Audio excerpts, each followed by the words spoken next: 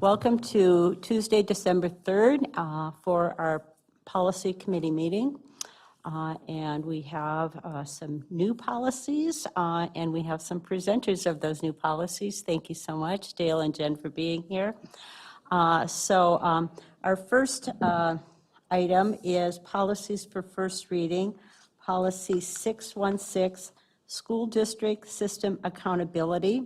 This is replacing 6020, Systems Accountability Report, and 6205, Evaluation of the Instructional Program. And 616 reads, the purpose of this policy is to focus public education strategies on a process that promotes higher academic achievement for all students and ensures broad-based community participation in decisions regarding implementation of the Minnesota K-12 academic standards and federal law. And again, this is a new policy for our district, and it's modeled after NSBA's policy. And we have Dale and Jen here to present, and just for the public, introduce yourselves, and thank you again for all the work that you've done on this already. All right, thank you. Yes, so I'm Jen Larva. I am the Director of Secondary Education, and I've brought along with me my colleague, Dale Uzelman, who is also a superintendent intern. He's getting his licensure, which means he's been very, very helpful in getting stuff done, but you can say what your role is. Yep, I'm also the K-12 curriculum coordinator for the district. So we're targeting some of those that fall under that realm of curriculum and instruction and assessment, because that is also his job. So it was a natural fit for us to be looking at some of those policies to bring them forward for you. So yeah. So 616 is school district system accountability, and this is a mandatory policy that is required for us to have. We probably should have looked at this a little earlier, to be honest with you, but we had other policies that covered us, but we wanted to make sure that we were following the statutes in regards to having a district accountability committee, or what do we call it? Yeah, DAC, district assessment. No, advisory. Why was I thinking wrong? I have to say I'm sick. My mind is a little muddled. But so we do need to have a district advisory committee. We've used district advisory committees in the past, so this is really nothing new. This is just laying out a better process for us, or being a more clear process, I think, for us. When I started my role as a curriculum director many years ago, we had to have a committee that we ran things through for COVID. World's Best Workforce, we have to have a district advisory committee. We run things through that. And we're doing the same thing now that we changed the name of the World's Best Workforce. So we've had systems and structures in place. We're just being more intentional with this policy, if that makes sense. So yeah, I don't know. Want to say anything about what we've worked on here? No, so not too much. We've brought this through quite a few different groups of stakeholders. In the process, we've brought this to the TLE department, principals, content specialists, and just making sure that we got feedback, but ultimately, as we try to stay true to the practice of really sticking closely to the MSBA model policies, so you'll see that we haven't really steered too far away from that language.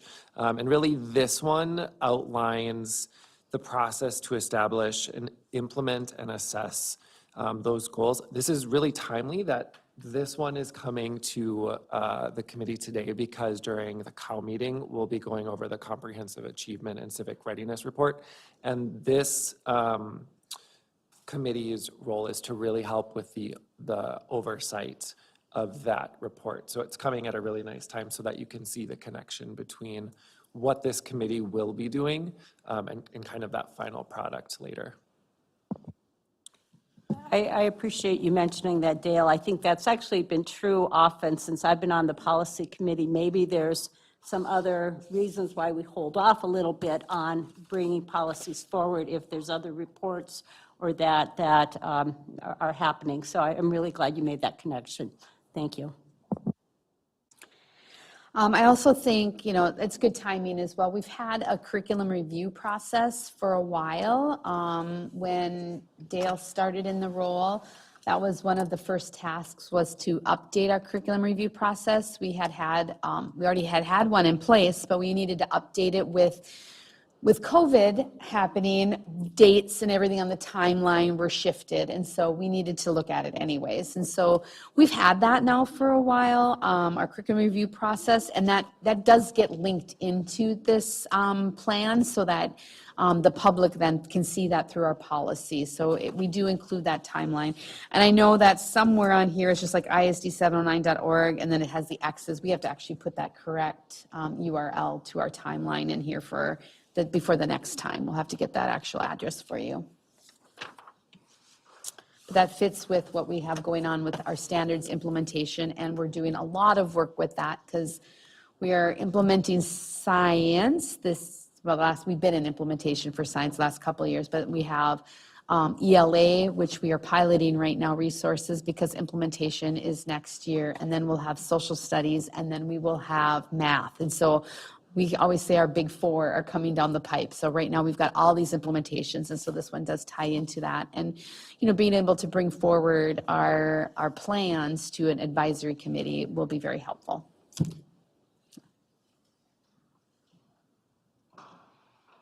And throughout this policy, as noted in the 2024 legislative session, they replaced the term world's best workforce to comprehensive achievement and civic readiness. So that's where that came from.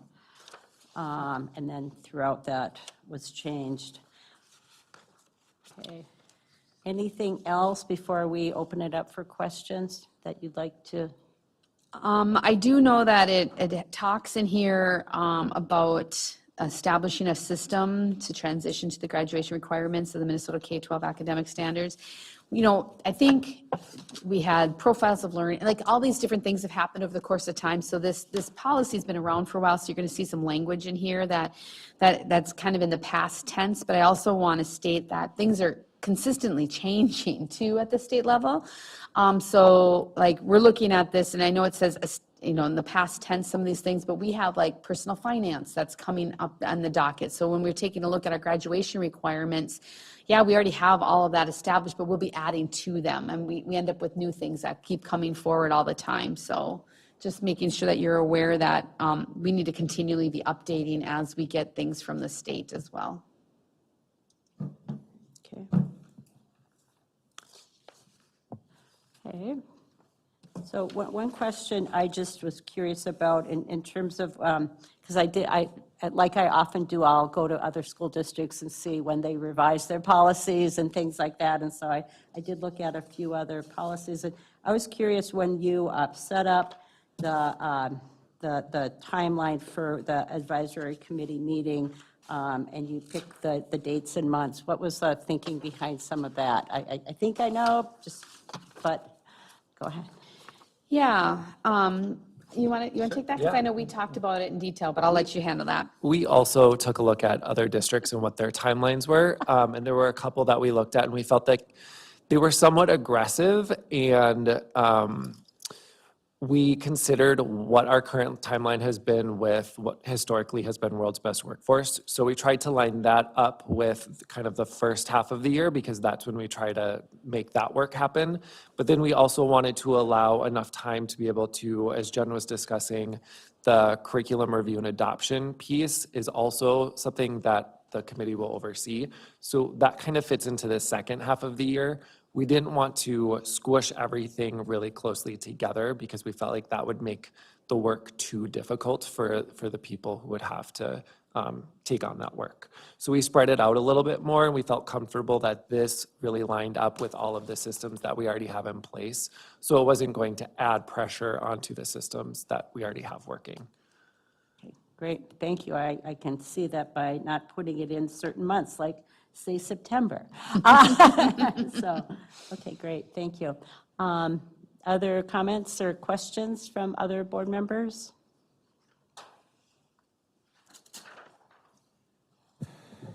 Member Michaelsall? Well, I pre-sent some questions that I had, so I know that people are aware of some of the things. And some of them are super nitpicky. As just as I go down 616, I see that in the definition section, we need to define credit, but we never actually use the word credit within the policy. And so just trying to clean things up. I wasn't sure if you feel that it still needs to be there.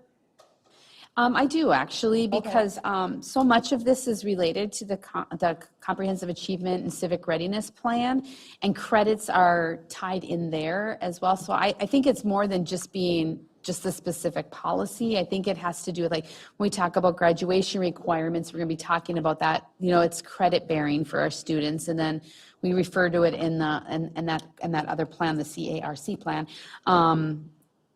I feel like it needs to stay there. And really, truly, we've always kind of been guided that we shouldn't get stray too far away from our model policies, and it's in there. I know it's not in the actual policy, but things are based on credits in our district.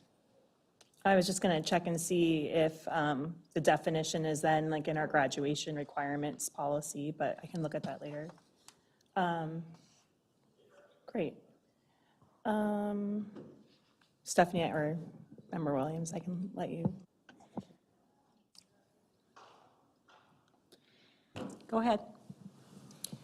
When it comes to, if I'm like a member of the community and I'm reading through this policy and I see that the school board has established our goals, I was just curious if there should be some kind of way to link to how they can find out what those goals are within this policy, or make mention that can be found on the website, if that's where they're located.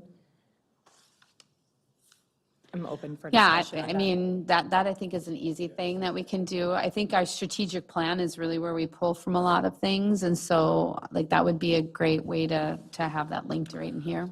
Just thinking about the strategic plan is certainly what we have in place now, but we're in our second year of the strategic plan, and maybe, sometimes policies, I'm just wondering how can we phrase it so that it's specific enough that it points people in the right direction, but not so specific that if we have a different strategic plan 2 years from now or 3 years from now, that our policy is out of date.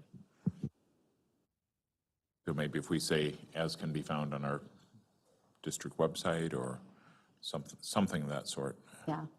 I think that'd be easy to do. We have CISD 709 curriculum review and adoption timeline where we'll have a link in there.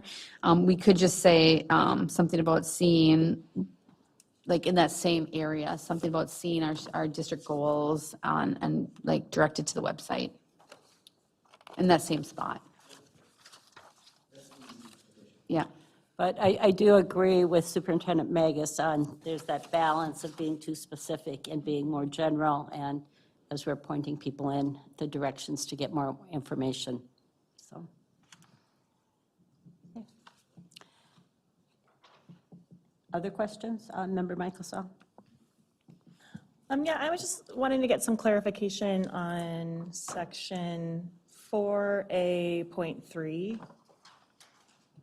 So we're talking about establishment of goals, and I recognize that we've set goals to our strategic plan, and then our district advisory committee, after they do all of like the hard work of assessing what the curriculum changes are and what our data shows on how students are being successful in our district. It then goes on to say that our school district goals may also be developed through education effectiveness program or through some other locally determined process. And I think just because there's been so much within these three policies, like my head started spinning as like, to what other processes would we have that would be school district goals that are not the strategic plan?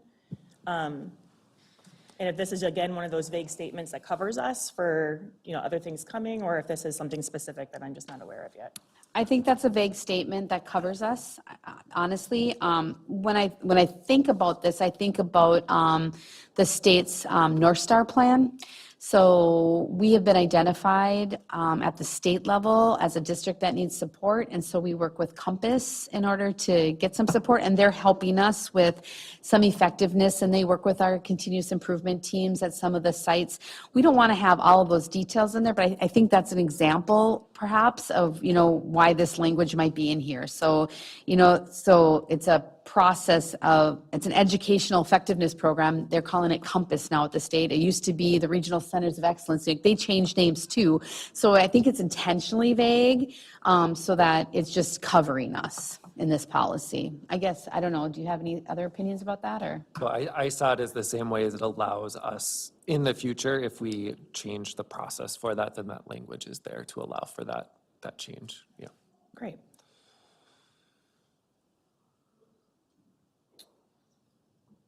Am I okay to keep going? Yeah. Great. So again, in that same establishment of goals, implementation, evaluation, reporting section, point B, the system for reviewing all instruction and curriculum paragraph. So I see that language in there is pulled directly from statute, as is the majority of this policy, as everyone well knows. But I did recognize that there was like a definite omission of one point in terms of the process. And I now need to look through my notes to remember what exactly, how it was worded. Evaluated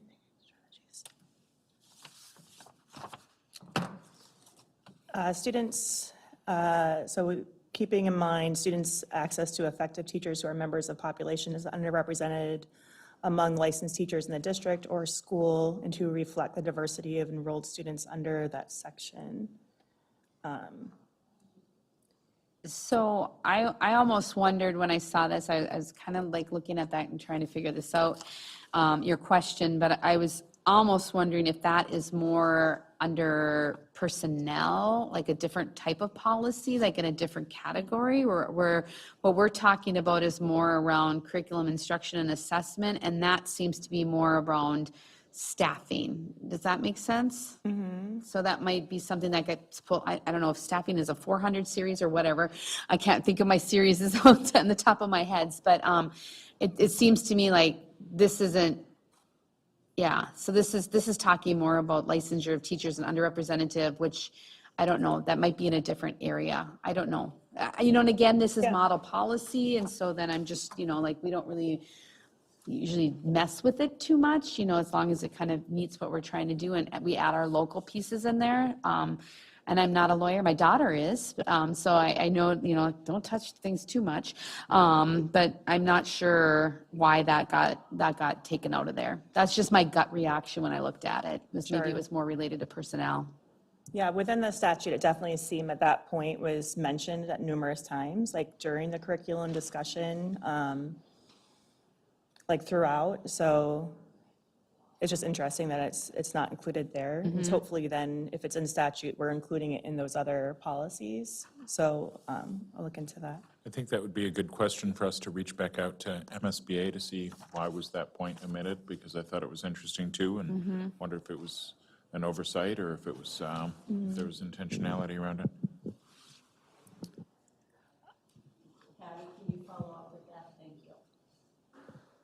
I'm really looking forward to the committee of the whole meeting later on to hear a bit more about the work of our district advisory committee, because it sounds as though that's something that's already has started to work. I hope I'm correct in that assumption, just looking at our agenda. I'm curious because there's a lot in state statute that talks about the work that the district advisory committee is charged with doing.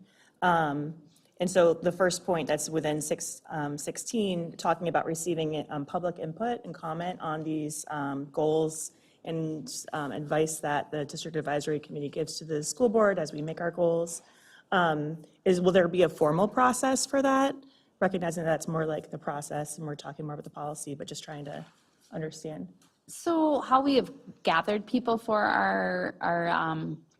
our advisory committee that we've utilized so far has been trying to get representation from our committees that we already have, standing committees. But one piece that we'd like to add would be including voices at PTAs. So making sure that there's a representation from every single building as well, where that person can also come back to their PTA and get input and stuff from the school sites as well.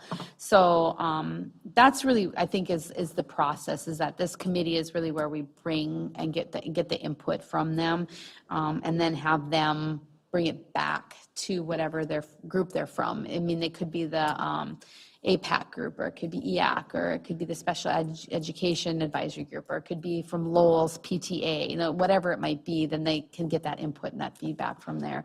That's how we need to look at it. I think we've been just asking for people to come to one meeting a year where this is going to be more encompassing of an actual role in the district. It's not just a come one and done thing. We're talking about like, if you guys were looking at a referendum, this information about that, you would have a group that you could tap into to talk to them about it, or, yeah. So it could be instructional, it could be like just a group that you have access to getting some input from people that are stakeholders. University representation would be great. We just have to sit down and define who we're going to invite in, and then we have to organize that and set up dates so that they're periodically throughout the year, not just a one and done type of thing. As a follow-up to that, I believe there were at least 2 school districts that I looked at. They had a regulation attached to this policy where they kind of defined the committee more. Is that what you're hoping to do? Or did you? We'd like to get the policies in Yeah, place yeah. first and then Yeah. try to work on a regulation. Okay. So yeah, that's Yeah. kind of our plan, is to be able to define it a little bit more through regulation. Okay, great, thank you. We're good at that, aren't we, Dale? Any further questions on this policy? Just more of a comment. I'm just very appreciative of the work being done by the curriculum department, teaching learning department related to our curriculum adoption and these policies. And I also want to thank Member Mike Sell for the detailed questions, and also providing those questions ahead of time and giving us a little time to look into things and be ready for responses. I know that we can't always expect people to have questions ahead of time, but it's very, very helpful and appreciated. Great, thank you. So we will move on then to the next policy, and Dale and Jen will help us with that one as well. And so then that is, and just a reminder again, with 616, we're replacing 6020 and 6205, which, as Jen mentioned, did cover many of the things that fell under this new policy. So thank you. Then the next one is 601, School District Curriculum and Instruction Goals. The purpose of this policy is to establish broad curriculum parameters for the school district that encompass the Minnesota academic standards and federal law and are aligned with comprehensive achievement and civic readiness. Go ahead. Thank you. So this one here, some of these were like, we needed to wait until we brought 616 in front of you because they're all kind of tied together. So you can kind of see that they're related. So I'm going to go ahead and let Dale talk, but I wanted you to at least know that, we wanted to make sure that we're bringing forward ones that were related together, so that we're not like doing them several months apart from each other and then going, oh yeah, remember when we talked about that? So yeah. Yeah, I think you'll see the strong connection between this one and 616.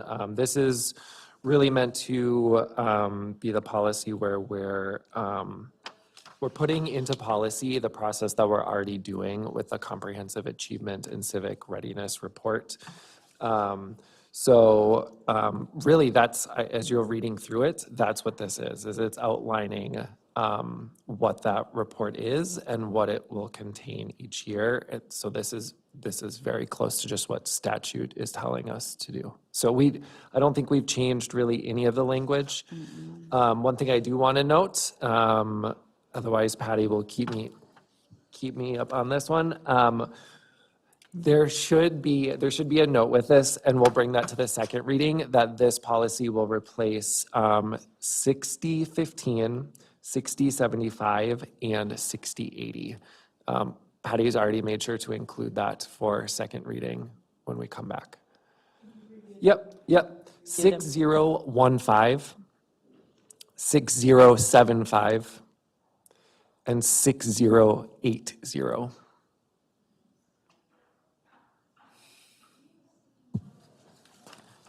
And I just noted when I was checking a few other school districts, they didn't really change this policy either. They kept it pretty pretty straightforward. Comments or questions? I also want to comment, I guess, that you'll see that this policy like has notes all over the place where it's saying that this is being addressed by 616, this is being addressed by 618. We don't currently have 618, but once we get 616, 601, 603, that's another one that's on Dale and my list to look at is 618 as well. So we're just kind of like, we can only do so many at a time. This was one of those policies where we started with 616 and it just became this like spaghetti mess of other policies that were spilling out. Yeah. So we're taking this chunk first. So I know it references other policies that we don't currently have, but we are going to be working on those policies as well.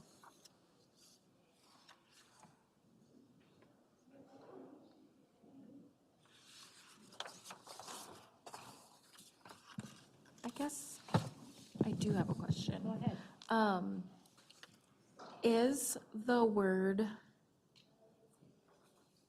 racist defined? Like, we talk about anti-racist in definitions, and then later in that same anti-racist definition, in letter B, beliefs that perpetuate racist ideas, but is that defined somewhere? Like, I see institutional racism. institutional racism. Yeah. Does that meet the need, or where are you looking? Where- I guess that's what I am wondering, if racist is, like, is institutional racism and racist, are those two separate words, or do we need to define racist? That's a good question.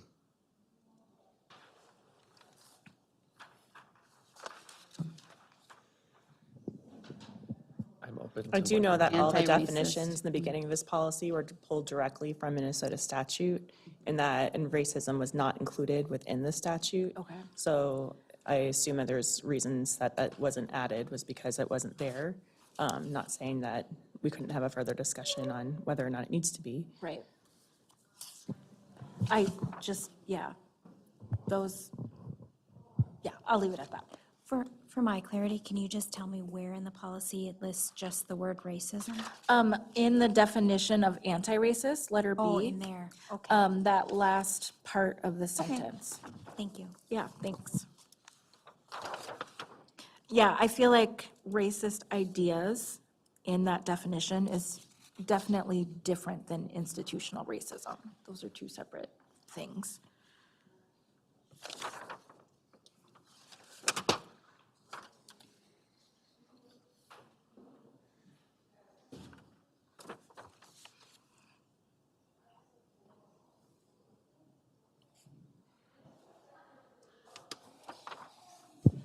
That could be a question for Terry Morrow about the recommendation on any changes with the definitions based on state statute. Thank you. Okay, any other questions about 601? Member Micasell? So this 601 is a policy about our curriculum and instruction's goals, so not specifically about what the curriculum is or how the instruction like specifically is, it's the goals of those things. So it took me a while to wrap my brain around that, recognizing that we also have a curriculum policy and that kind of thing. Anyway, so I understand when you said spaghetti mess, I was like, yes, that's a good way to describe this. When I look down into section 4, the long-term strategic plan section, so again, like our plans and our goals have been like mentioned in different ways in all of these different policies. So I want to make sure I understand that point 1, when it talks about that we have clearly defined school district and school site goals presented in that public meeting when the school board adopts that comprehensive long-term strategic plan. So wrapping my brain about this is a strategic plan that most likely our school district and school board had passed 2.5 years ago. And at that time, did we include school site goals in that plan that we presented to the public and received input on, as this policy would state we do, or is this something that we're going to do going forward? We typically use the strategic plan as our North Star, that you would then find the school improvement plans aligned to those goals that are identified in the strategic plan. So there's, we try to make sure things are cascading, even within the comprehensive achievement and civic readiness. We believe it is aligned, directly to our strategic plan as by the pillars that we identify. So the site goals may not be listed individually, but we make sure there is alignment up and down the system to the strategic plan. Because statute in this policy states that our strategic plan will include the following, which is clearly defined school district and school site goals. So just recognizing that if that's a requirement, that we have that and we're able to provide that when someone does their audit or come checking, and or that the public is able to provide input on that as required by the other policies. I guess I just wanted to make sure that we're covered in all those ways, if that's what it's asking us to do. I believe we're covered. Okay, great. Because we, during the last COW meeting, there was a presentation of the school improvement plans provided when our principals were here. And again, those are in alignment with our strategic plan and goal efforts. And our plan that we're going to be presenting at COW today, you will see that that is clearly aligned to your strategic plan because we put them in the broad categories. Like when we're talking about our strategies, we're aligning them to successful students or advancing equity or improving systems. We're making sure that we're aligning that to the strategic plan that the board has set forth.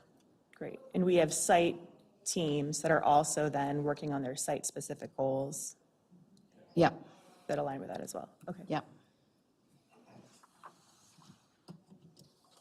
And the site teams are not, like the site goals are not in our comprehensive achievement and civic readiness plan. That's more of a broad plan, but that's where our SIPs come into place, those school improvement plans that it's a little bit separate, but they all feed into this process. So, yeah. And they all are required to be posted on. Posted on the website. So, On the school, on the specific Yep. school's website. Yep, Correct. they're all on there. Great. Yep. so, Or they will be if they haven't been already done. correct.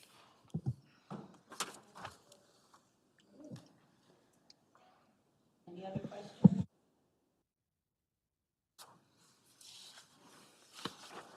And you should see how this one ties in to what we're going to be presenting at the COW. Like this one clearly has a connection there.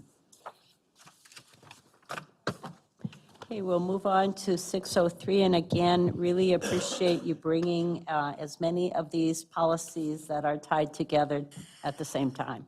Thank you so much. So curriculum development. The purpose of this policy is to provide direction for continuous review and improvement of the school curriculum. Yeah, thank you. I'm going to let Dale talk more about this one as this is his whole role. So I'll turn it over to him. Yeah, this one is also connected. This one really outlines how the district advisory committee and school site teams are made up and their responsibility is in relation to curriculum development. And then you'll also notice at the end there that it talks about how changes to the curriculum development process are reported to the school board. One additional note that I promised Patty that I would include, I'm doing my job, Patty. We didn't include on this first reading, but we'll include it on the next reading, that Article 6, Section A will be deleted, and you'll see a note there immediately after Article 6, that there is a note that MSBA does advise to delete that article, that section. So we'll move ahead with that. And I think, sorry, I apologize. I don't remember which board member mentioned it, but when we're thinking about the makeup of the district advisory committee and thinking through who would be on that committee, you'll notice that some of that is outlined within the section about the advisory committee there. I don't know if there's anything else you want to add to that? I think that's good. Dale, just to clarify, under 6 again, you said Section A will be all deleted? Yes, Section A will be deleted. Okay. You'll notice that the note right above that. Right. Yep, they encourage that. And that's because of 621, which you have a second read. Again, they're all tied together. So around the READ Act is being addressed, and that's why they're recommending taking that part out, is because it's in 621. And you'll hear during how that has also been part of the process with comprehensive achievement and civic readiness, is to remove anything that aligns to the READ Act, because it now is kind of its own thing, so. And this is a great example of why staff who are doing the work on the ground are helping review these policies, is because you know some of that hands-on stuff and where there's overlaps. Is there any other questions on this policy or comments? Member Reichelsel? So under the general statement of policy, section 2, curriculum development shall be directed toward the fulfillment of goals. I understand the goals. We have many goals. We've done them all. They're very official. They're posted everywhere. But the curriculum development shall also be directed towards the objectives of the education program of the school district. And that seemed like highfalutin words, but I wasn't quite sure what exactly that meant.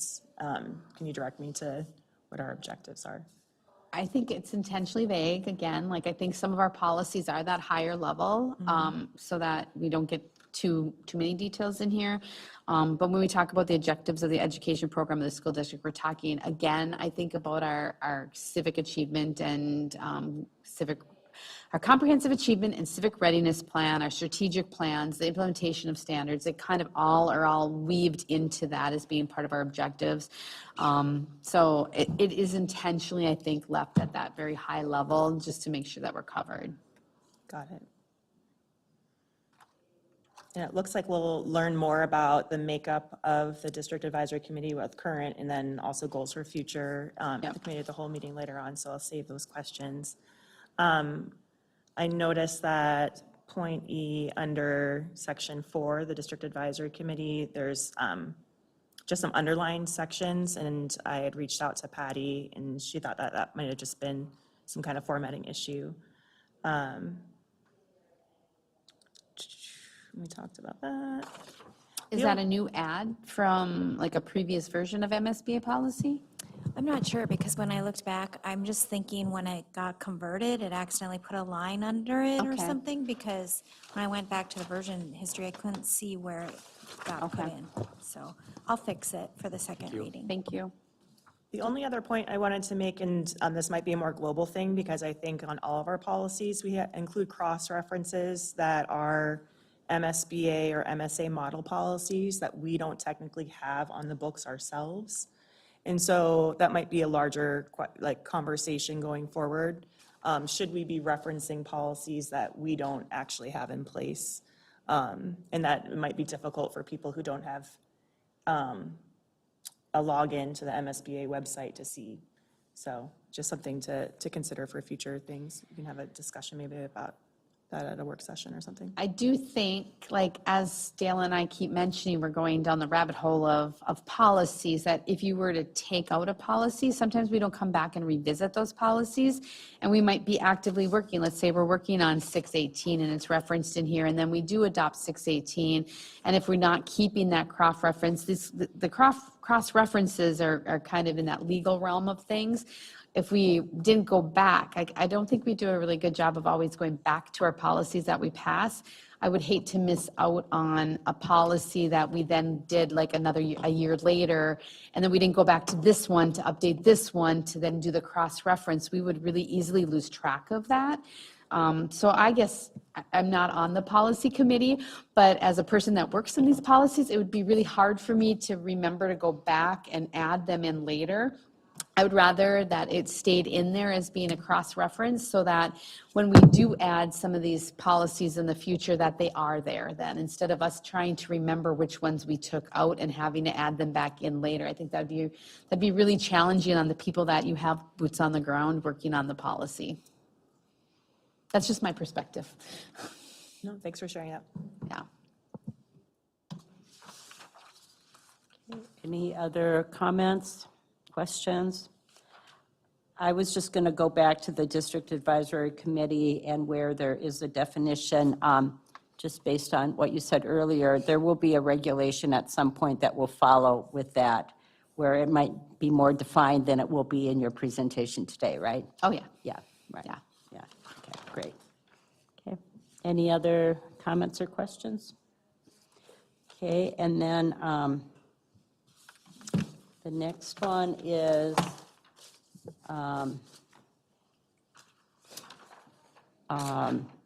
for second reading is Policy 621, Literacy and the READ Act. And again, this policy aligns with the Minnesota law established in the READ Act and on other topics related to the reading. And we had a first reading on it. There were no questions that came at the board meeting about this policy that I recall. So any other questions for the second reading? Okay. Okay. And then the last one is a deletion, and it's policy 6145, activities involving swimming pools. Can we go back to the READ Act one? Oh, sure. Just for a second. I was thinking about the purpose statement, and I know in purpose statements, that's a place for a district to customize and make it more applicable to the district. And I'm wondering if maybe we want to say a little bit more about just sort of our underlying, like, we are placing a lot of emphasis on our early literacy practices and the work around READ Act, and it reads pretty generically that it just aligns with the law. And I'm wondering if we want to say something more about our investment as a district or our dedication to literacy, or something that makes it a little more substantive than the purpose statement there. Just wondering.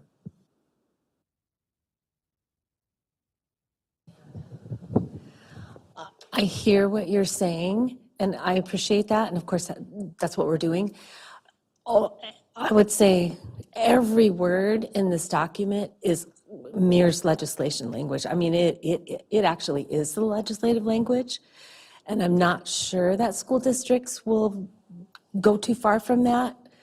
So I don't know. We could do that, but I think this is really just a legislative policy that is the language of legislation. But we could put that in No, if you I'm like us to. just, I guess, I feel that sometimes we are following the legislation. Many districts are following the legislation because it is the legislation.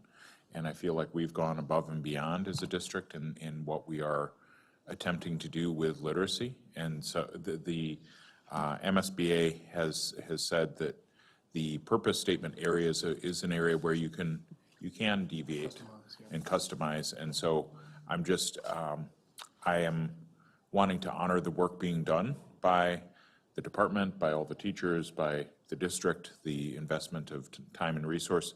So I'm wondering if, and I get it, but if we have, the policy says literacy and the READ Act, and I'm just wondering if there might be something we want to just add a line or two just to further emphasize that our commitment to our early literacy practices. Just wondering, and so I get it that we don't want to deviate within the policy, but within the purpose statement, I think we could. And I'll say, one of the pieces of this policy is that we have to have a locally developed literacy plan.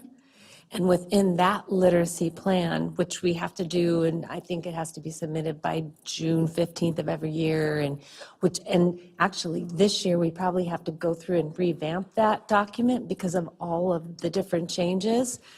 So we probably should start that pretty soon. But that's where we will have all of our details and our specifics, and it will be Duluth, and it will have all the details, and we actually submit that to the state. So I don't know if that's where we should put all that stuff. Couldn't we then say in that purpose statement, something along the lines of to go along with our local literacy plan? Like, I think that just adding a statement like that doesn't have to go into detail explaining what it is, but to say there's more. I think that's kind of what you were getting at a little bit. Just like it, as an example of the type of statement, not necessarily this, but something like, literacy is the foundation of lifelong learning and success, which is why it remains a top priority for our district. We're committed to providing resources, support, and innovative strategies necessary to ensure that every student develops strong reading and writing skills to thrive academically and beyond. I mean, something along those lines, just sort of a, might seem like fluff, but I think that this is potentially something we could double down on, but I'm fine, depending on the desire of the board and committee. I wonder if that would be better placed under section 2, the general statement of policy. That way we're leaving the purpose closely aligned with what our model policy that everyone feels very strongly about, making sure we don't deviate too far from. But allowing us to personalize a little bit more under that general statement, which seems to like start down that path, but then stops.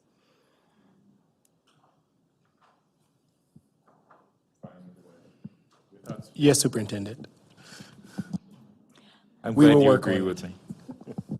I mean, we could, under general statement, even just say the Duluth Public Schools recognizes, just even kind of personalizing it with that rather than the school district. I don't know. We will add something personal to it before the vote at the board meeting. Okay, Thank you. thank you. Thank you. Okay, the last policy then is, that we're deleting is 6145, activities involving swimming pools. And just kind of reviewing this policy, it was brought forward because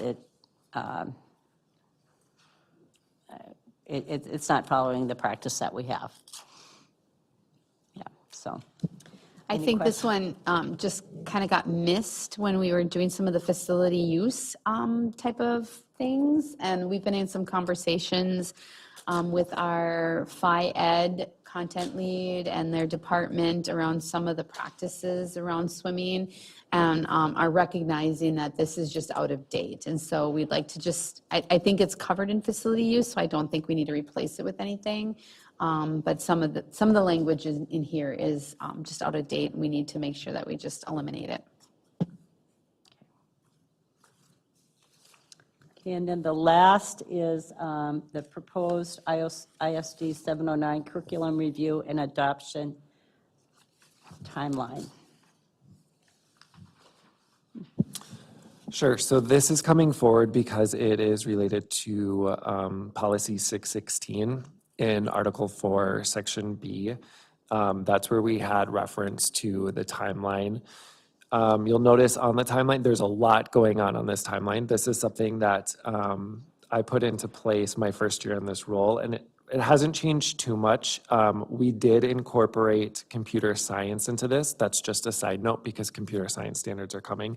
But in terms of 616, what you'll notice I did is for each of the years along the top, I've started identifying which content area will be examined by the district advisory committee during that year. So you'll see where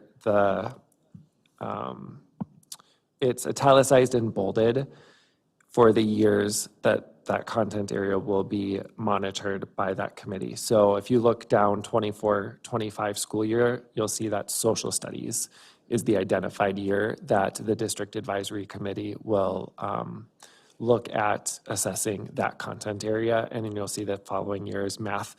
I just wanted to make sure that this was documented somewhere and that it really closely aligned the processes that we're using for curriculum adoption and review. It works out well.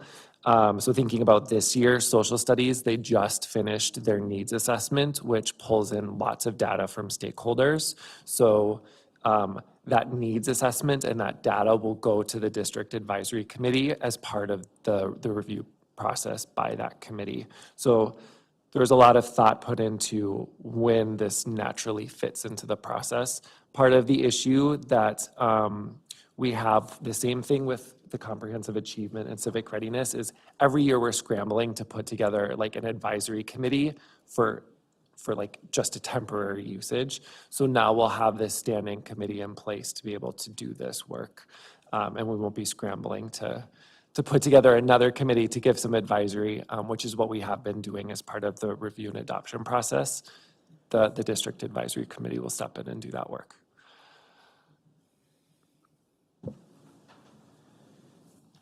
Thank you, Member Michaelsell. First of all, like, thank you to anyone who sits on that committee, because it sounds like it's going to be a real investment in its commitment to our students in our district. So I'm already appreciating the people who step up. My question, and I think you somewhat answered it, so the subject matter that will be going to the district advisory committee every year for review, that's something that we as a school district have determined, or is that guided by MDE or whoever else says, like, these have to happen at certain times? Yes and no. Okay.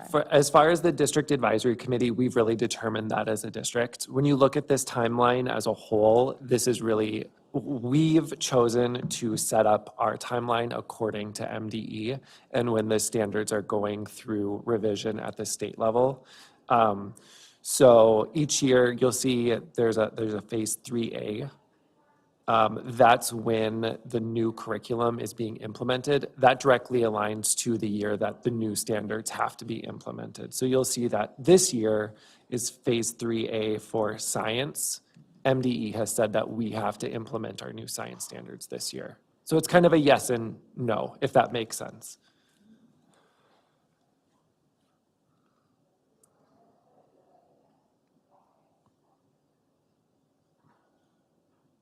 Are you going to be sharing this with, in the next presentation too, or no?